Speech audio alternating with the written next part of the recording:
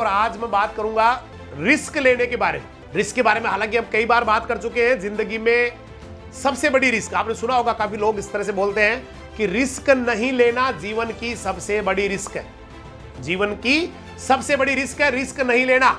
और बहुत ज्यादा लोग रिस्क लेने से डरते हैं। उनको लगता है रिस्क जो है ना आदमी को तोड़ सकती है, रिस्क आदमी को बर्बाद कर सकती है, रिस्क आदमी को, मैं मानता हूं कि रिस्क आदमी को बर्बाद कर सकती है, तोड़ सकती है, लेकिन रिस्क न लेने पर आदमी पहले से जैसा ही टूटा हुआ रहता है, या यूं कह दो कि वो मुर्दा ही रहता है। और रिस्क तब आदमी को तोड़ देती है जब रिस्क लेने वाले को रिस्क लेने का तरीका नहीं आता है। मतलब रिस्क लेने वाले को रिस्क लेने के तरीके की रिस्क लेनी नहीं आती है, तब जाके वो ज्यादा मतलब उसकी बर्बादी का चांसेस होता है। बाकी तो जो लोग रिस्क लेने की, जिनकी आदत हो गई, रिस्क लेने की, रिस्क का तरीका वो जानते हैं, वो कभी भी रिस्क में हारते नहीं है, वो रिस्क में हमेशा जीतते हैं। क्योंकि जिंदगी खुद ही एक रिस्क है भाई। रिस्क से अगर डरेंगे तो फिर हम कुछ कर ही नहीं पाएंगे। जोखिम से अगर डरने लगे तो फिर कुछ कर ही नहीं पाएंगे। हम घर से निकल नहीं पाएंगे, क्योंकि घर से निकलेंगे तो रिस्क है, जोखिम है कि कोई गाड़ी टक्कर मार सकती है। घर से अगर हम बाहर निकलेंगे तो रिस्क है, किसी गड्ढे में गिर सकते हैं। तो भाई फिर तो आप जिंदगी चल ही नहीं सकती, फिर तो आप कहीं भी कुछ भी हो सकता है। जैसे वो एक बार हमने जो है ना एक चैप्टर इंग्लिश में पढ़ाया था मैंने, और पढ़ा भी था कि वहां पर उसमें होता क्या है, वहां पर वो एक आदमी बहुत डरता है, उसको ना रिस्क से बहुत डर लगता है। वो हमेशा जो है ना बाहर नहीं निकलता, यहाँ नहीं होता, वहां नहीं जाता, ये नहीं करता है ना। बिल्कुल उसको लग रहा है कि मैं गाड़ी जाऊंगा तो मुझे गाड़ी मार देगी, मुझे कोई टक्कर मार देगा, मुझे जो है ना कोई पशु जो है ना खा जाएगा, मुझे कुछ और हो जाएगा, मैं बीमार हो जाऊंगा। तो वो घर के अंदर ही बैठा रहता है, और घर के अंदर बैठे बैठे एक दीवार के पास में बैठा रहता है। अचानक ऊपर से एक तस्वीर टूट के गिरती है और सीधी सिर पे लग जाती है, खत्म हो जाता है। तो इससे बढ़िया तो भाई आप जो है ना रिस्क लेके फिर हार जाते, कोई बात नहीं। रिस्क लेने वाले सारे जीतते नहीं है, लेकिन 99% रिस्क लेने वाले जो है ना 99% 99 अच्छा कर जाते हैं जीवन में। 1% 2% 5% ऐसे लोग होते हैं जो या तो रिस्क लेने के तरीके नहीं जानते, या वो डरते हैं लेने, और डरते डरते वो रिस्क लेते हैं, तो वहां पर थोड़ी प्रॉब्लम आती है। बाकी तो जीवन तो है ही पूरा का पूरा रिस्क भाई। और रिस्क लेने वाले कोई अलग से जन्म नहीं होता है, वो भी आपकी तरह मेरी तरह ही लोग होते हैं, और मेरी तरह ही आपकी तरह ही वो एक सामान्य जीवन जीते हैं, हमारी तरह उनके सारे सिस्टम्स होते हैं कभी। लेकिन वो पता नहीं उनका जो विचार होता है वो एक्स्ट्रा ऑर्डिनरी होता है, वो डरते ही नहीं है। हमारे तो फिर भी हिंदुस्तान में जो है ना, बाकी आप फॉरेन कंट्रीज में देखना, लोग जो है ना बहुत ज्यादा रिस्क लेते हैं, बहुत अच्छा करते हैं। मैंने एक ओलंपिक के खिलाड़ी को, आपने भी कभी पढ़ा होगा, दैनिक भास्कर में पढ़ा था मैंने, कि वो ओलंपिक में आते हैं, हर साल अपनी टांग तुड़ा लेते हैं, फिर 4 साल बाद ओलंपिक होता है, फिर से आ जाते हैं, और आज तक न जाने कितनी बार, मतलब डरते ही नहीं, हारते ही नहीं। उनको लगता है भाई आगे बढ़ना है तो रिस्क लेनी है, इसीलिए काफी अच्छा वो लोग कर जाते हैं जो रिस्क लेते हैं। तो आप ना बहुत ज्यादा अपने जीवन के बारे में बहुत ज्यादा सोचें कि क्या मैं ऐसे ही जीऊंगा जैसे बाकी मेरे घर वाले जी रहे हैं, मेरे आसपास वाले जी रहे हैं। तो कोई बात नहीं, फिर आराम से चलने दो ना, काहे की रिस्क लेनी है, कुछ नहीं करना, आराम से पड़े रहो, आराम से सो, रेस्ट करो। और आपको लगता है कि नहीं मुझे कुछ एक्स्ट्रा ऑर्डिनरी करना है, तो फिर तो भैया आपको करना पड़ेगा। हिम्मत आपको जो है ना, हिम्मत आगे अपनी हिम्मत को काम में लेना पड़ेगा, बटोरना पड़ेगा अपने साहस को, और आगे बढ़ना ही पड़ेगा। क्योंकि जिंदगी में आपको बेहतरीन तो करना है, ऐसे तो है नहीं कि आगे और ठीक है भाई हो जाएगा जो हो जाएगा। भाई कल जैसे आप परसों एग्जाम देने जा रहे हैं, तो वहां पर भी काफी सारे लोग यूं भाई क्यों जाए, है ना, पता नहीं क्या होगा, कैसे होगा। भैया जब आपने, जैसा भी एक क्वेश्चन पूछ रहा था बच्चा कि सर कैसे क्या होगा, मुझे हर हाल में एडमिशन लेना है, तो बेटा ये भावना अगर आपकी शुरू से रही है कि मुझे हर हाल में एडमिशन लेना है, इसके लिए मुझे कुछ भी करना पड़े, मुझे कुछ भी खोना पड़े, तो भी मुझे कोई गम नहीं, मुझे हर हाल में एडमिशन चाहिए, तो बेटा आपको कोई हराने वाला नहीं है, आपको कोई जो है ना रोकने वाला नहीं है। क्योंकि अगर आपके अंदर ये चीज आ गई मुझे अच्छा करना है, क्योंकि शुरुआत यहीं से होती है, किसी भी चीज को, बहुत बड़े सपने को पाने की शुरुआत यहीं से होती है कि मुझे कुछ करना है, मुझे कुछ अच्छा करना है, मुझे कुछ अच्छा करना है। उसको कुछ भी नहीं दिखता। और वो क्योंकि जिंदगी जो है ना, मैंने आपको पहले भी कहा था, लाइफ जो है ना बहुत सारे अपॉर्चुनिटीज देती है, बहुत मौके आते हैं हमारी जिंदगी में, छोटे छोटे मौके आते हैं, हम समझ नहीं पाते हैं। बहुत ज्यादा जो है ना, कभी कभी बहुत ज्यादा लूज बॉल आती है, लेकिन हम उस पर स्ट्रोक नहीं मार पाते हैं। और जो लोग उन अपॉर्चुनिटीज को समझ जाते हैं, उन अवसरों को समझ जाते हैं, या यूं कहे कि उन बॉल्स पे स्ट्रोक मार जाते हैं जो लूज आती है। भाई कितना भी फास्ट बॉलर हो, कभी ना कभी तो उसकी बॉल लूज होती है।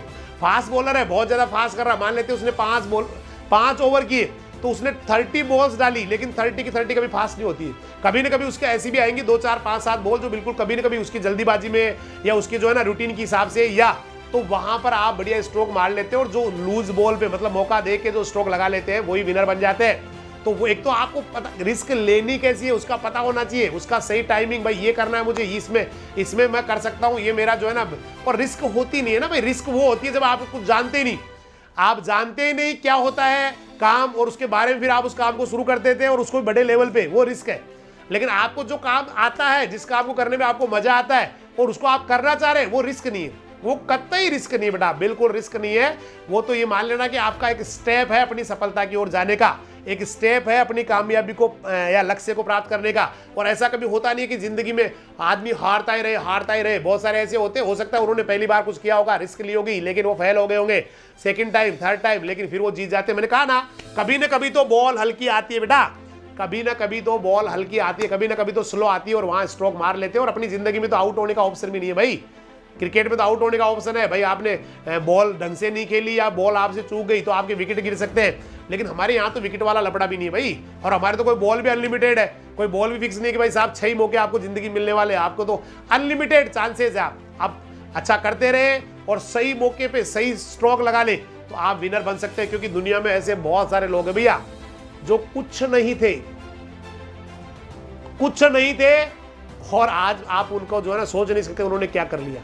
मतलब बहुत छोटे छोटे जो 200, 500, 100 रुपए है ना, इससे जिंदगी चलाया करते थे, आज वो करोड़ों में खेल रहे हैं। बहुत करोड़ों में भी कोई 1 करोड़ 2 करोड़ नहीं भाई, है ना, 1600 करोड़ की कंपनियां उन्होंने बढ़ा दी बहुत छोटे से, है ना, 150 रुपए, 10 रुपए, 20 रुपए, ये वाली जिंदगी उनकी हुआ करती थी। लेकिन वो वही लोग थे जो अपने आप को एक चैंपियन के रूप में देखते थे। भाई 2 नजरिए होते हैं आदमी के, एक तो यूं भाई चल रहा हूं, ठीक है चल रहा है, और ऐसे सोचने वाले जो है ना जिंदगी भर उन्हीं में बड़े रहते हैं, वो कभी सेट नहीं बन पाते। लेकिन जो हर मौके को तलाशते कि नहीं मुझे अच्छा करना है, मुझे एक स्ट्रोक मारना है, मुझे तलाश है एक ऐसी बॉल की जो थोड़ी स्लो आ जाए, जहां मैं स्ट्रोक मार लूं और एक बहुत अच्छा कर जाऊं या रिस्क लेके बहुत ही आगे बढ़ जाऊं, ऐसे लोग जो है ना ऐसे स्ट्रोक मार जाते हैं। तो सीधा मैं ले चलता हूं आपको ऐसे एक इंसान के पास, सोच नहीं सकते कि कहां से कहां पहुंच गया। एक बहुत ही मतलब एक साधारण आप और मैं तो कुछ भी नहीं, मतलब इतना उससे भी ज्यादा कमजोर स्थितियों में पैदा हुआ, ज्यादा बुरे हालात में पैदा हुआ, जिसकी स्थितियां मतलब बुरे हालात से भी बदतर हालात हो गए, मतलब हिला के रख देगी आपको कहानी की एक आदमी के साथ इतना बुरा भी हो सकता है क्या, और इतना बुरा होने के बाद में भी क्या वो इतना गजब कर सकता है क्या, इतना आगे जा सकता है क्या वो इतना कैसे इतना चला गया, कैसे उसने इतनी हिम्मत कर ली, कैसे इतना कामयाब हो गया। तो मैं बात कर रहा हूं एक महान इंसान, बहुत ही जबरदस्त वाले, पश्चिमी बंगाल के रहने वाले सुदीप दत्ता जी की बात कर रहा हूं। सुदीप दत्ता जी के बचपन की हम बात करें तो दुर्गापुर जिले के एक छोटे से गांव में आपका जन्म हुआ था। आपके पापा जी भारतीय फौज में थे, इंडियन आर्मी में थे। लेकिन सुनना बेटा कहां कितना बुरा होता है किसी इंसान के साथ। 1971 जब भारत और पाकिस्तान की लड़ाई चल रही थी तो सुदीप दत्ता जी के पापा जी को गोली लग गई, क्योंकि वो इंडियन आर्मी में थे, भारत पाकिस्तान का युद्ध हो रहा था और गोली लग गई, और गोली लगने के साथ ही उनको लकवा भी हो गया, मतलब पैरालाइज्ड हो गई, बॉडी ने जो है ना काम करना बंद कर दिया। अब पूरा का पूरा परिवार, आप सोचिए जिसके फादर को गोली लगी हो, बॉडी में लकवा आ गया हो, उसके परिवार की क्या हालत होनी है। तो सारा का सारा परिवार अब उनके बड़े भाई पर डिपेंड हो गया, मतलब जो करना था भैया को करना था, जो परिवार को पालना था वो भैया को पालना था, मेहनत भैया को करनी थी। तो यहाँ बड़े भाई ने मेहनत करना शुरू किया, पालन पोषण करना शुरू किया।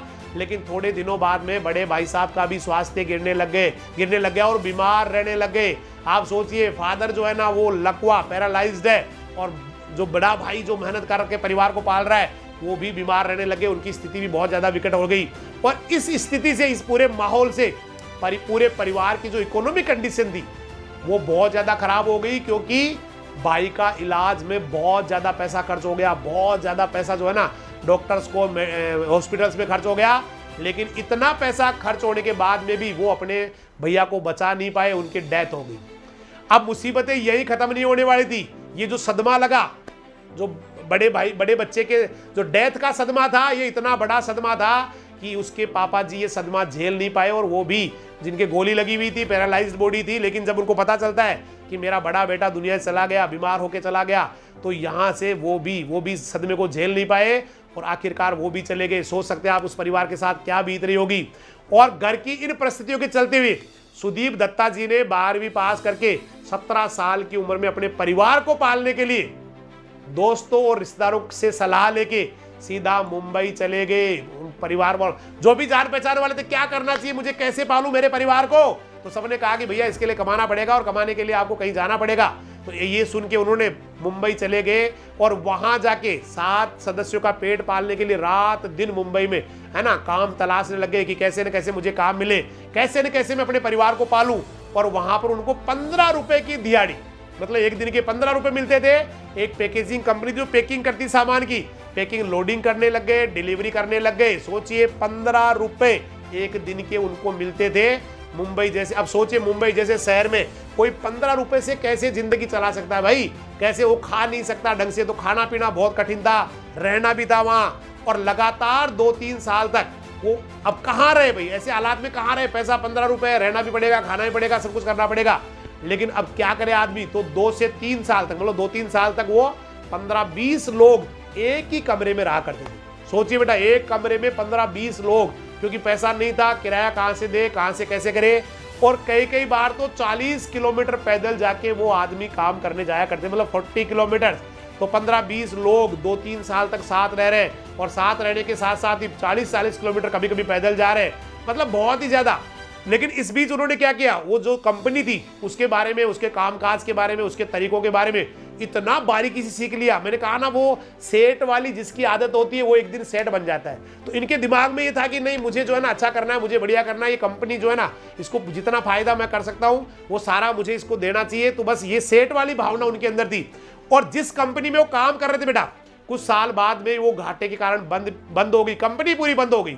और सुदीप दत्ता जी ने उसी कंपनी को खरीदने का फैसला कर लिया।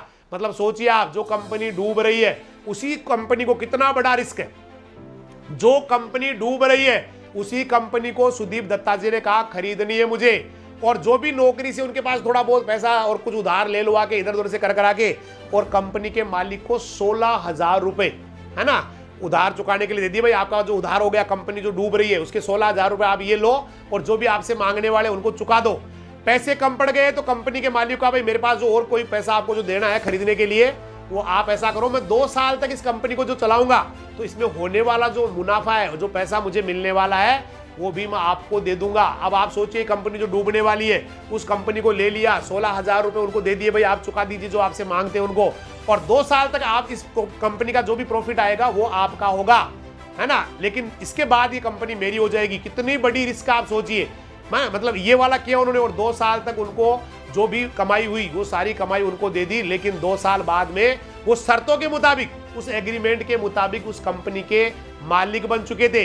लेकिन इन्होंने इस कंपनी के जो प्रोडक्ट्स है उनकी क्वालिटी को जो है ना, मार्केट के हिसाब से सुधारना शुरू कर दिया। मार्केट में क्या चाहिए, मार्केट में कैसा माल चाहिए, उसके हिसाब से उस काम को करना शुरू कर दिया। और धीरे धीरे कंपनी के ऑर्डर जो है ना बढ़ते चले गए, और आखिरकार उनकी मेहनत रंग लाई, मतलब कंपनी चल पड़ी। और जिस इंडस्ट्री में जिंदल लिमिटेड, जो इंडस्ट्री इनकी थी, जहां पर जिंदल लिमिटेड का दबदबा था और एक इंडिया फॉयल एक कंपनी थी, इन दोनों का दबदबा था, बस उसी कंपनी में ESSD एल्यूमिनियम प्राइवेट लिमिटेड, मतलब एक कंपनी है, नेस्ले वगैरह, ये सारी कंपनियां, तो बड़ी बड़ी कंपनियों के इस जिंदल लिमिटेड और इंडिया फॉयल जैसी कंपनियों में के मुकाबले इनको काफी सारे ऑर्डर उनको मिलने लग गए थे, काफी सारे ऑर्डर्स इनके पास आने लग गए थे। और बिजनेस में कई चैलेंजेस आए, लेकिन उन्होंने हमेशा उन चैलेंजेस को एक्सेप्ट किया। बोला कुछ नहीं होना, मुझे अच्छा करना है, बस करते चले गए, करते चले गए। और बस कंपनी धीरे धीरे खड़ी होती चली गई। चुनौतियां आई, चुनौतियों से लड़े, सफलता शुरू करते चले गए, और इंडस्ट्री में वो एक बहुत बड़ी कंपनी के, मतलब जबरदस्त वाली कंपनी के, मतलब मालिक बन चुके थे। कई सारी कंपनियों ने उनको बाद में भी चुनौतियां दी, लेकिन वो धीरे धीरे बाहर निकलती चली गई। और पैकेजिंग के क्षेत्र में ये एक नामी कंपनी बन चुकी थी, मतलब बड़ी कंपनी बन चुकी थी। और इस तरह से आज उनकी कंपनी, हो सकता है इससे भी ज्यादा हो गई होगी, आज तो 1600 करोड़ रुपए का टर्न, बेटा उसका जो है ना 1600 करोड़ रुपए की कंपनी है। मैं यूं कहूंगा 1600 करोड़, 15 रुपए पर डे की कमाई करने वाला सुदीप दत्ता जी आज बन गए हैं 1600 करोड़ रुपए की कंपनी के मालिक। आप सोच सकते हैं कहां से कहां, 15 रुपए से 1600 करोड़ तक का सफर उन्होंने तय किया है। लेकिन तय किस हालात में किया है, मुझे लग रहा है आपको समझ में आ गया होगा कि कितने बुरे हालात के बावजूद उन्होंने ये काम किया है। क्योंकि भाई होता सबके साथ है। देखिए दुनिया में कोई ऐसे नहीं होता कि किसी का जन्म असाधारण होता है या कुछ अलग तरीके से जन्म लेता है, या कोई सुपर पावर आके उसको कुछ देता है, या कोई भगवान आके किसी के ऊपर हाथ रखता है, ऐसा कुछ नहीं होता है। ईश्वर ने हमें बेस्ट बना दिया, शानदार बना दिया। बाकी तो सारी जो अपने अंदर की, क्योंकि बहुत एनर्जी हमारे अंदर, बहुत करने का पोटेंशियल है, अब उसको बाहर निकालने का जो है ना, वो कौन बढ़िया कर सकता है, कौन बेहतरीन कर सकता है, इसके ऊपर ही सारा खेल डिपेंड है। तो कोई कुछ भी कर सकता है। जब 15 रुपए पर डे का कमाने वाला 1600 करोड़ की कंपनी शुरू कर सकता है, और वो भी कितनी बड़ी रिस्क। आप सोचिए, जो कंपनी डूब गई बंद होने के कगार पे है, जो दिवालिया हो गई, उस कंपनी को खरीद रहे हैं, कितनी बड़ी रिस्क है, उसके बावजूद उसको पैसा भी दे रहे हैं, पैसा देने के बाद 2 साल तक उनको प्रॉफिट भी दे रहे हैं। फादर का डेथ हो गया, ब्रदर पहले एक्सपायर हो गए, फादर का डेथ हो गया और इतने बुरे हालात में परिवार को पालने के लिए जो है ना चले गए, और आज इतनी बड़ी कंपनी के मालिक है। तो आप कुछ भी कर सकते हैं बेटा, बहुत कुछ आपके अंदर गजब, भगवान ने आपको जो बनाया बहुत ही जबरदस्त बनाया, ईश्वर ने आपको बहुत पावर्स दिए, शक्तियां दी, केवल अपने आप को पहचानना है और बेहतरीन करना है बेटा। और बेहतरीन करने की शुरुआत आपको परसों से ही करनी है। परसों के एग्जाम में जितना आप पोटेंशियल लगा सकते हैं, जितनी क्षमताओं का यूज कर सकते हैं, जितना पावर क्वेश्चन को समझने के लिए, उसके आंसर को देने के लिए जितना यूज कर सकते हैं माइंड को, उतना यूज करके और बेहतरीन कर जाइए, क्योंकि शुरुआत छोटी छोटी चीजों से होती है। यहां बहस करके कॉन्फिडेंस आ जाएगा, फिर आगे वाले प्लेटफॉर्म में बहस कर जाएंगे, अच्छा करते चले जाएंगे और एक दिन दुनिया के लिए शिखर पुरुष बन जाएंगे बेटा। एक दिन दुनिया के लिए बहुत बड़ी उपलब्धि बन जाएंगे, दुनिया के लिए मिसाल बन जाएंगे। तो इन्हीं शुभकामनाओं के साथ मैं सभी को बहुत बहुत धन्यवाद बोलूंगा और कल फिर मिलने वाले हैं, और आपको बोलूंगा बेस्ट ऑफ लक आज के लिए। कल फिर मिलने वाले हैं, तब तक के लिए सभी को नमस्कार, जय हिंद, जय राजधानी, सत श्री अकाल, सब्बा खैर, वाहे गुरु दी फतेह, खुदा हाफिज, अल्लाह हाफिज, राम राम।